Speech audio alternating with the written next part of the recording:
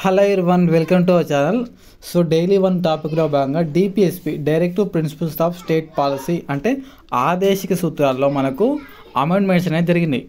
So ఈ topic నుంచి ఆదేశిక సూత్రాల్లో amendments సంబంధించి ఖచ్చితంగా ఎన్ని ఎగ్జామ్ గ్రూప్ 2లో వచ్చింది, గ్రూప్ 3లో వచ్చింది, గ్రూప్ 1లో, గ్రూప్ 4లో నువ్వు ఏ ఎగ్జామ్ తీసుకున్నా ఈ 5 1 2 3 4 5 ఈ 5 నుంచి ఒక క్వశ్చన్ ఖచ్చితంగా ఉంటుంది. ఒక క్వశ్చన్ అని ఉంటుంది, ఒక స్టేట్మెంట్ అని ఉంటుంది ఖచ్చితంగా.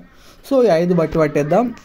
So article 39A capital A ద్వారా మనకు ఎన్నో రాజ్యాంగ సవరణ 42వ రాజ్యాంగ సవరణ ద్వారా 1976లో మనకు ఫ్రీ లీగల్ సర్వీస్ అంటే ఉచిత న్యాయ సేవ అనేది 42వ రాజ్యాంగ సవరణ ద్వారా 39A అనే ఆర్టికల్కు యాడ్ చేయడం జరిగింది.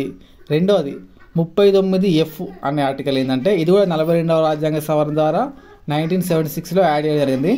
ఈ 39F అంటే ఏంటంటే చిన్న అంటే చైల్డ్ ఏజ్లో యవ్వనంలో పీడనానికి గురి చేయవద్దు అని చెప్పేసి అమెండ్మెంట్ అనేది యాడ్ చేయడం జరిగింది. నెక్స్ట్ 43A ఇది కూడా 42వ రాజ్యాంగ సవరణ ద్వారా 1976లోనే యాడ్ చేశారు. పరిశ్రమల యాజమాన్యంలో కార్మికులకు భాగస్వామ్యం కల్పించాలని చెప్పేసి ఈ అమెండ్మెంట్ అనేది చేయడం జరిగింది. 43B 97th రాజ్యాంగ సవరణ 2012లో చేశారు. ఈ 43B ఏంటంటే సహకార సంస్థలను ఏర్పాటు చేసుకోవచ్చు అని చెప్పేసి అమెండ్ చేయడం జరిగింది. 48A ఇది కూడా 42వ రాజ్యాంగ సవరణ 1976 పర్యావరణ పరిరక్షణ అని చెప్పేసి ఈ 48Aలో యాడ్ చేయడం జరిగింది. సో ఇలాంటి మన క్వశ్చన్స్ మరిన్ని చూద్దాం రేపటి వీడియోలో.